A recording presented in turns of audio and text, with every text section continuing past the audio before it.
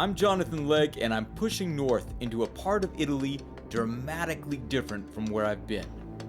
When I left Venice, you saw me attempting a secretive mission. Dinghy of Doom. In preparation, I learned how to navigate the tricky canals, but despite that, there was the constant threat of falling in, the perils of an on-the-water adventure.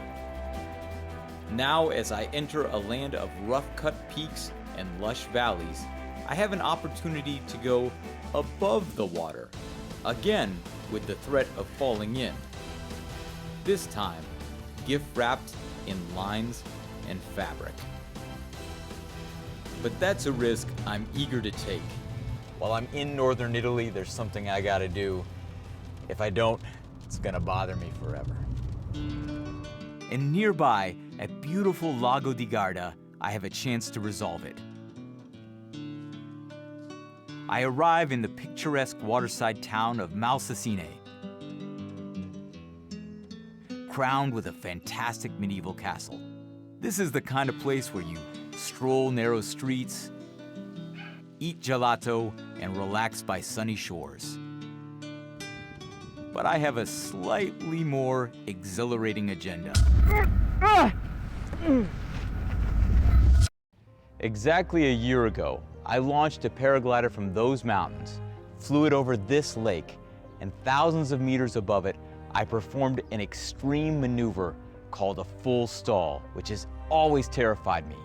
You pull the brakes down, down, down, until the wing cranks back and then ceases to fly. It flaps back suddenly and violently, just a rag above you in the sky. It's a useful technique, but I made a debacle out of it. Bam, there it goes. Lucky I didn't plop into the damn water. This year I'm back, and although it still scares me, I'm gonna nail it. There's only one problem.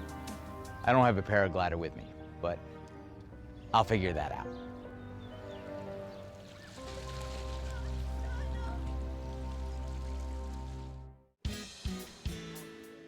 The next day, I meet with paragliding legends Michael Nesler, his wife Gudrun, and colleague Alessio. These guys are ace at acro, master instructors, and test pilots for leading paragliding brands. They're in Garda running what is called an SIV course, giving folks like me a chance to try out new techniques, with the comfort of an expert talking you through it, the safety net of the water, and the Italian Red Cross waiting if you plunge. I get there early and feel the wind. The sky looks good. I envision my approach. The landing isn't huge and I am rusty like oxidation. But if there's one guy to put your faith in, it's this dude. Michael, Hi. Good to see you again, man. Yes, fine. So you're doing the SIV? Sure. I want to do that full stall again. Okay. Do it right this time. I don't have a glider though. We have. You got No one? problem. Sure. Yeah? We have a nice prototype, school one. Prototype. Yes. You haven't worked out all the bugs yet? It works. Yeah? No problem. Just take it. One for you. All right. This is the final test, huh? Before you Yes. put it on the open market? Of course. All right. If there's any problem, I'll let you know when you pull me There out of will the not be lake. problems. All right. All right. Okay, man. Okay. See You'll you. be on the radio. Sure. Okay. Without wasting any time, I head straight up the mountain. Garda is the perfect location to take a safety course because the cable car takes you straight up Monte Baldo, which looms almost 1,700 meters above the lake, giving you plenty of altitude to monkey around before you have to eventually set up your landing.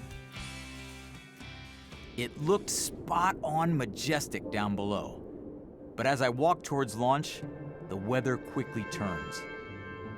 Monster clouds begin to overdevelop around us. Suddenly, it's way too dangerous to fly. Clouds like these could pull a fragile paraglider in like a vacuum sucks lint. Inside those behemoths, you would either freeze or asphyxiate. I move around the mountain looking for a launchable gap in the clouds, but no luck. So I use the spare time to go over the maneuvers with Alessio and Gudrun. One time is there, if you release completely, nothing happens. But if you release when the wind is going backward, the wind shoot a lot forward of you. And this becomes dangerous because you can't stop the wings. It's going under You could fall into the wing? It can happen, that's one. Yeah. So remember me, when you arrive, if you run back, you stay in this position. All right. Basically, make just one mistake of throwing your hands up early, and it's hasta la vista, baby. We fold up the gear and wait it out, hoping that the weather will pass. The wait does nothing but build my anxiety. I'm balanced between the dread of performing on the glider and the fear that I won't even have the chance. And just then, a window opens. It's definitely more windy, but it's launchable, and as safe as it's gonna get. For my Lago di Garda experience, I launch now or never. I mean, what could go wrong? Once again, I connect myself to the harness and the harness to the glider. Ready, set, go! Yoo-hoo-hoo! Oh man, the rust. A bumbling, stumbling launch, caramba. I get into the air, leaving a disapproving crowd behind. It's a smooth cruise over the lake. I have to position myself just right, so even in the worst case, out of control situation, I'll hit the water. Not concrete, rock, cable, or rooftop. Checking to make sure my hands are good and even in these brakes, these brake handles. So when I pull down on the wing, it's symmetrical. When I come out of the stall, I don't want one side to reinflate before the other. That'll create a spin. Now over the lake, Michael picks me up on the radio. I'm in the slot. It's time. Oh boy. Keep the hands down, keep the hands down, keep the hands down.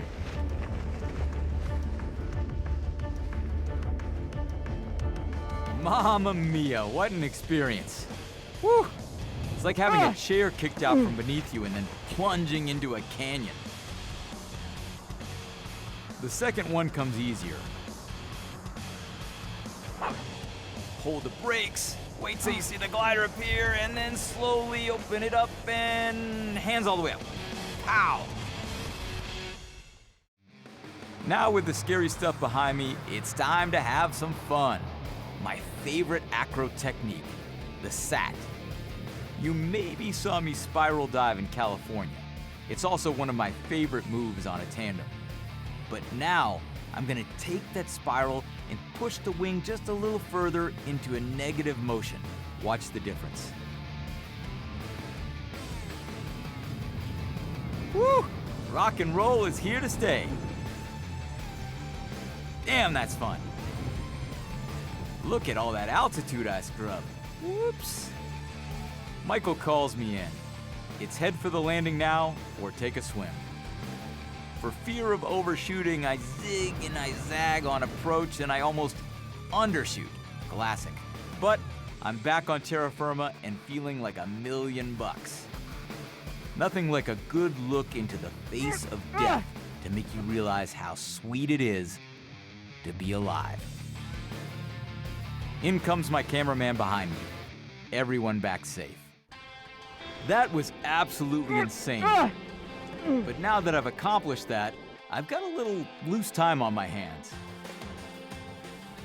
Speaking of time, the company that makes my watch is just over those mountains in Switzerland. The barbarians came over those mountains to sack Rome. The Italians went over those mountains to attack the Austro-Hungarian Empire. And now I think it's my turn to make the pass.